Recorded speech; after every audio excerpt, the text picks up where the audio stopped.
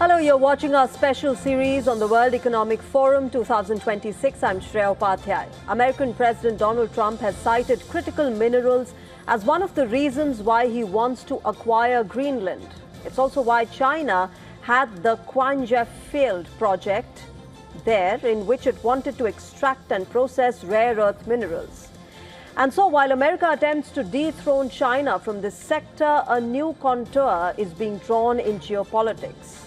One that is shaped by what mineral you have in your country. About 20 rare earths, including scandium, promethium and terbium, are used to make various equipments in electronics, healthcare, defense and day-to-day tools worldwide. While rare earths are not so rare in the Earth's crust, remember it is some of their properties that makes them critical. Like they're spread across the world, not concentrated in one particular region. They're chemically similar, making them difficult and costly to separate from each other. And they often contain radioactive substances.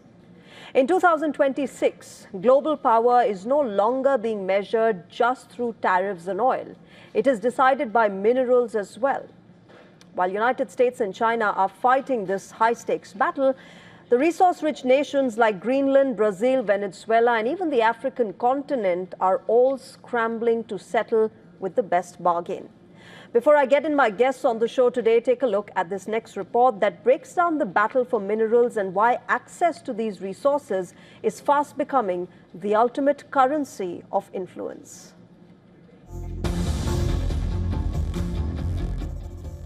In 2026, global power struggles have shifted from tariffs to critical minerals. Venezuela, the latest casualty in this global scramble for power, holds vast reserves of rare earths, copper, nickel and titanium. China had invested billions in Venezuela's oil and mineral projects, securing nearly 90% of the country's oil exports under the Belt and Road Initiative.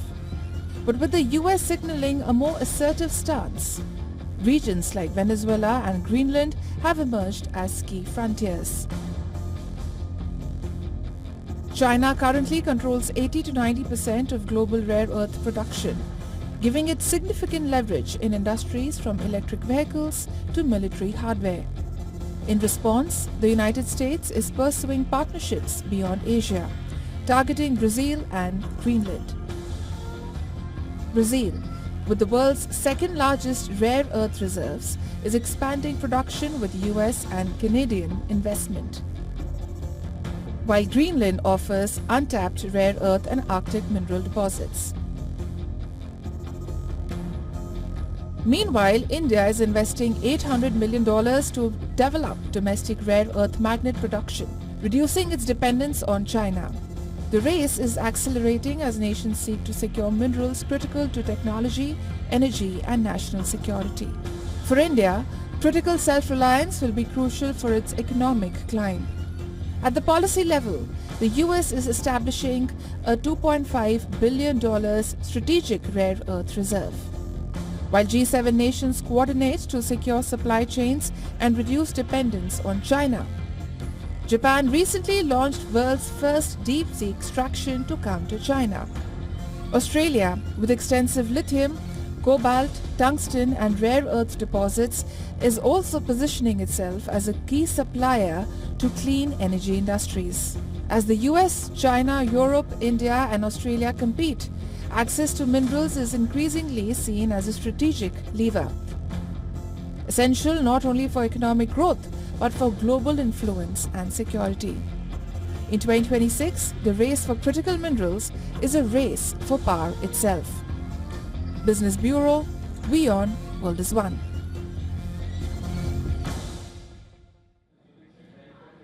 All right, on the broadcast, I'm joined by Siddhant Sibal. He's our assistant editor for foreign affairs. I'm also joined by Mr. Subhash Chandra Garg, former finance secretary in the government of India. I'm joined by Mr. Rishabh Jain, fellow counsel on energy, environment and water. He's joining us from New Delhi. And we're also joined by Mr. Matthew L. Wald, energy analyst, former policy analyst, as well as communications advisor at the Nuclear Energy Institute, joining us from Washington, D.C.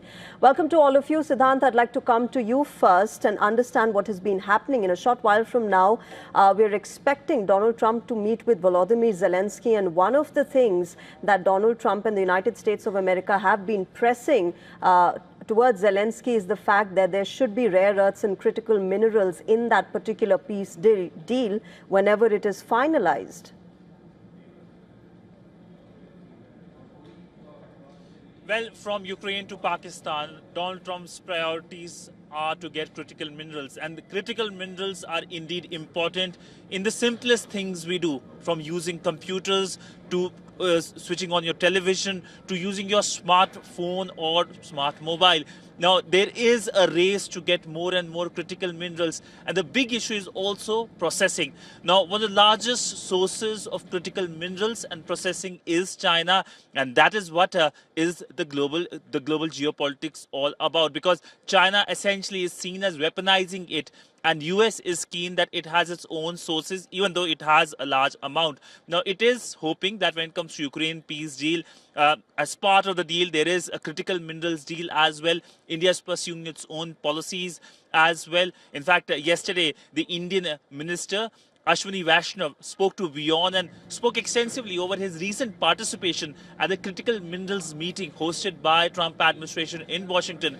And he talked about how there should be a cooperation among countries, especially on supply chains. So here at Davos, this is a dominating factor. And no doubt, in a short while from now, when the US president and the Ukrainian president hold talks, this will be a priority subject. All right, Siddhant, thanks very much for joining us at the moment. I'll keep coming back to you for the latest from Davos. Extremely exciting time that is going on at Davos at the World Economic Forum. Let me go across to my guest now. Matthew, I'd like to start with you. You know, when we talk about critical minerals, there was a time when none of us was talking about it. And suddenly you've got Donald Trump talking about it, making his decisions geopolitically and geo-economically with respect to which country has how much of critical minerals and what can be extracted out of that particular territory.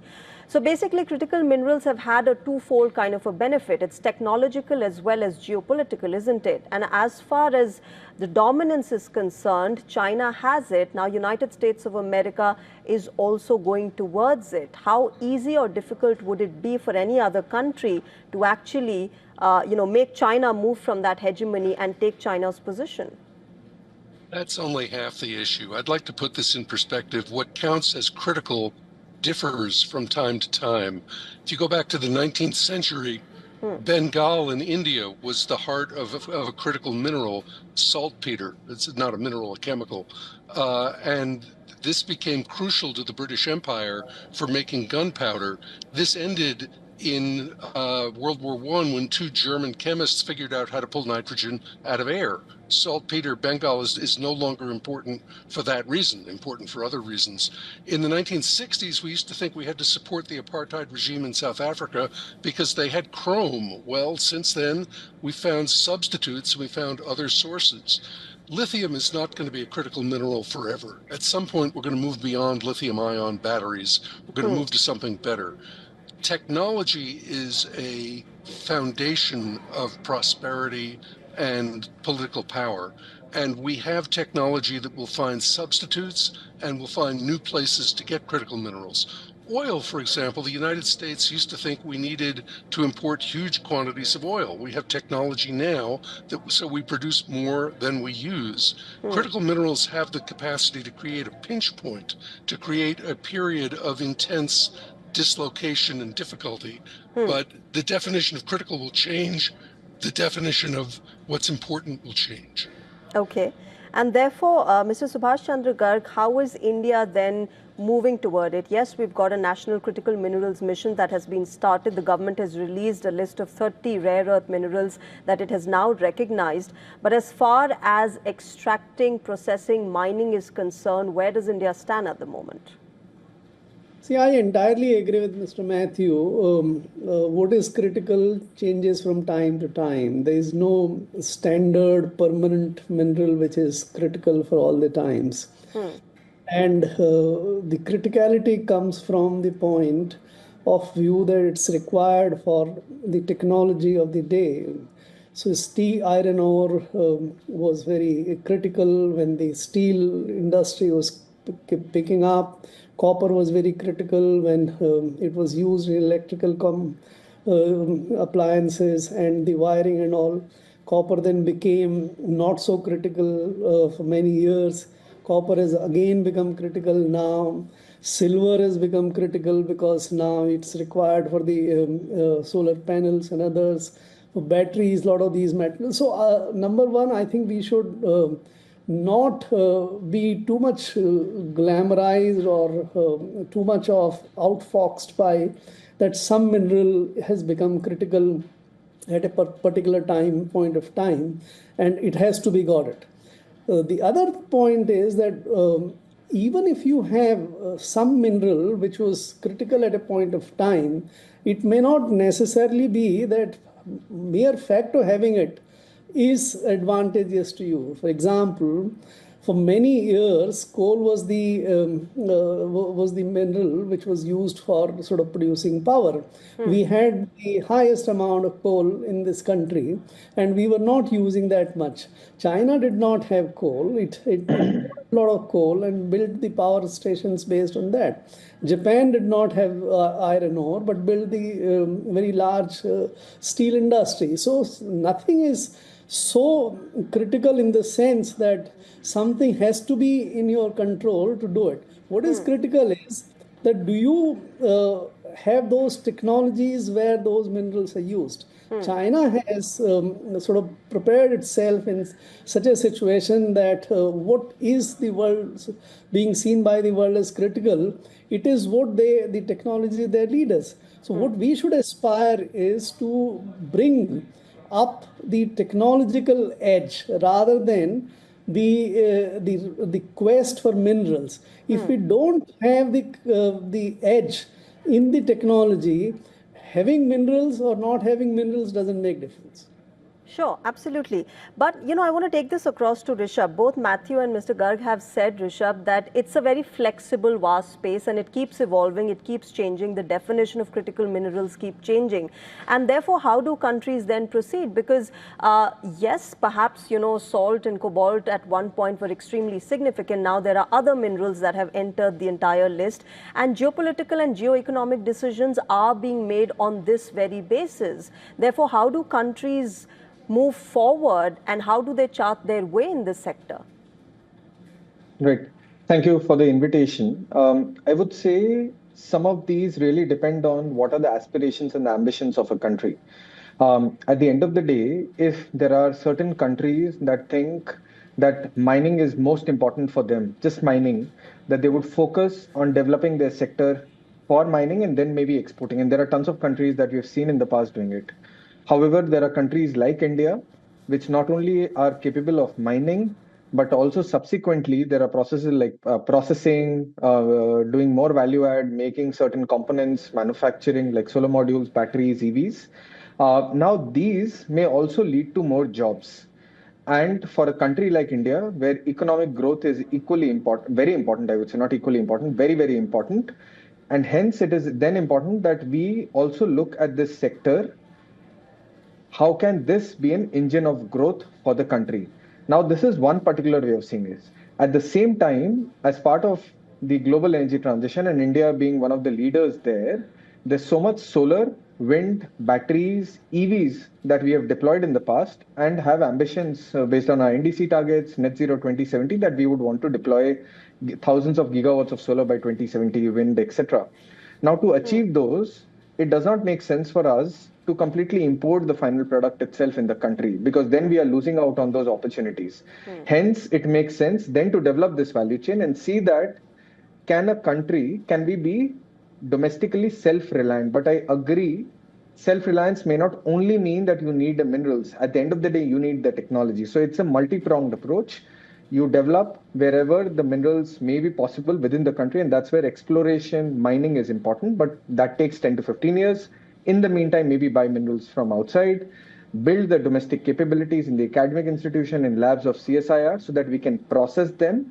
And most importantly, what do you do after processing? You have to make these batteries, and these are very, very advanced technologies, something that we have not done in the past. Again, double down on R&D so that we are able to make these components like anode, cathodes, solar wafers. Finally, of course, build it into component, either use it in India or export. So it's a mix of different things that we need to do. All needs to be prioritized by various ministries. So Matthew Wald, when we say that each country has their own priority and they should look out for the kind of journey that they want to traverse as far as critical minerals is concerned, as the entire world transitions into a green energy, how does this then move forward? How do countries prioritize which country has more resources, which mining is done? Because at the time of COVID, the problem was that a certain supply chain was dominated by one country, and therefore then eventually countries starting moving away from China. Now it's still going on, and therefore in the critical mineral sector also this seems to be the case. I would put it slightly differently. It's nice to be self-sufficient, but the distribution of resources around the globe is not uniform. Some places have more, others have less. It's more important to be diversified. If India can become self-sufficient, that's wonderful, but the real problem isn't that we're not self-sufficient. The real problem is that we're reliant on a single source, which makes us vulnerable to geopolitical problems. That's what drives all the instability in the Middle East, the concentration of oil there. The Middle East is now somewhat more stable because other places have developed oil resources, and you can ship this stuff all over the world. The same is true of critical materials. And I also have to say, yes, you said it well, the real edge is technology. The real edge is figuring out if you don't have one particular material, there's a joke that scientists use, they call it unobtainium. If you don't have it, either you get it from a variety of different places or you figure out a way to use something different. Okay. Subhash Chandra Garg, you want to come in on that? You know, how each country traverses their own journey, and how Matthew said that, look, you're reliant on one particular thing and therefore one particular country, and therefore we need to sort of diversify. That is something that perhaps India is looking at the moment. See, there is no country in the world which is a self-reliant island. Such a country doesn't exist. Talking too much of self-reliant in everything is, I think, a dream which doesn't make sense in the global world which we have. So what we actually should be doing is that, all right, the big energy transition is going on. You need to generate a lot of wind power. You have to generate a lot of solar power. There is another transition, the artificial intelligence. This Davos paper actually focuses on these two big things. Yeah. The artificial intelligence transition which is going on also requires a lot of data centers, computer machines, servers, and other things to be done. Now, that is what is needed. So we should begin there. Will we have the energy transition? Electric vehicles, the solar powers, etc. Then the next question is that, yes, if we want that transition to happen, will that be possible to be done on the basis of the solar panels and the cells which we make in this country, electric vehicles which we make in this country, or we do it otherwise? If the objective is energy transition, the energy is to be had. When we didn't have the oil, we imported oil. Likewise, if we don't have the technology for sort of making wafers, cells, and things like that, then we have to import. Or you have the other option of inviting the world's companies which have those technologies to come and manufacture here. If you start believing that we will start from point zero and develop these technologies, and we will, after doing R&D, etc., and we are not even at anywhere in the beginning of this big race, and then we will someday achieve a competitive edge and do it ourselves, then I think we are living in an unreal world. But Subhash Chandra Garg, isn't this the natural progression that the world is slowly moving towards EVs and green energy? So eventually, in the long term, not perhaps in the short term, this transition will be more dominant than what the kind of world we are living in at the moment. Transition is happening right now. Yeah. If we don't do it, we don't participate, we get delayed. like we delayed industrial sort of transformation of India, in that industrial age, we will delay this massively. The choice is not to sort of not do the transition. The choice is to do it on your own with very doubtful strategic results, or do it by importing those technologies, collaborating with those ones, or allowing them to come and invest in India to do it. The big choice, to my mind, which India has, should from China we should import the solar panels, cells, etc., or should we allow the Chinese companies to invest and make it in India? It makes a lot of sense for allowing the Chinese companies to do it and make it here. Beginning with everything, solar, electric vehicles, computers and things like that. And then what China did, that over the years we do the reverse engineering or something and try to get ahead of them by developing better technologies. We may or may not be able to do it, but that is the way to go. You can't just put yourself into a situation where we'll do the R&D, we'll do that, and we'll keep on waiting for ages and get bypassed in the process. Okay. Rishabh, I also want to talk a bit about the kind of concerns that critical mineral extraction and mining gets with it as far as the environment is concerned. There are, of course, concerns people have that when you extract, you're also harming the environment. There are also countries like DRC, the Democratic Republic of Congo, which are rich in cobalt. They also have their own concerns. The African continent has its own concerns as far as environment is concerned. And therefore, is that going to be balanced at any point? Is there awareness that this needs to be balanced, or this is just a mad race for critical minerals? Right. No, very important point. And I think this is true not just for critical minerals, for any mining itself. Whenever any mining happens, it impacts the local environment, the local ecosystem. Now, the question is that are there certain policies, first of all, in place to ensure that whatever the impact to the local environment is, it's limited. I mean, you cannot completely remove the impact, but you limit the impact in a way that it reduces the dust, it reduces the pollution. Maybe the people who are working there have a better gears so that the kind of air that they are breathing is cleaner. And at the same time, maybe kilometers and kilometers away from wherever the mining is happening, the impact on the livelihoods and the animals is limited. So this is one. I think, based on my understanding, many countries globally, whichever have done mining in the past, have these regulations in place, including India. So some of these regulations, of course, exist.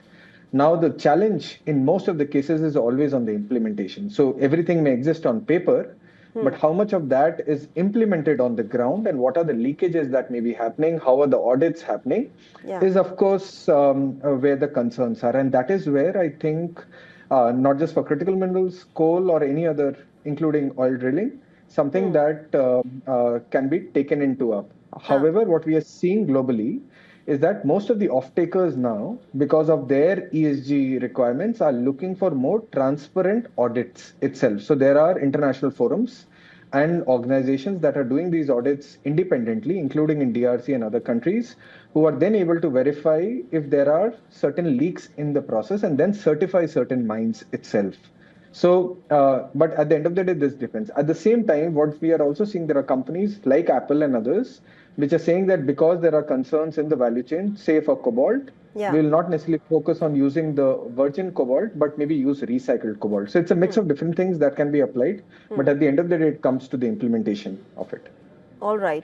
I'm going to leave it there. Let's wait and watch how this race for critical minerals, this reignited race for critical minerals now moves forward. Thank you very much to all of you, Mr. Subhash Chandra Garg, Mr. Matthew Wald and Mr. Rishabh Jain, for joining us on WION and sharing your perspective. Thank you. Thank you. Thank you.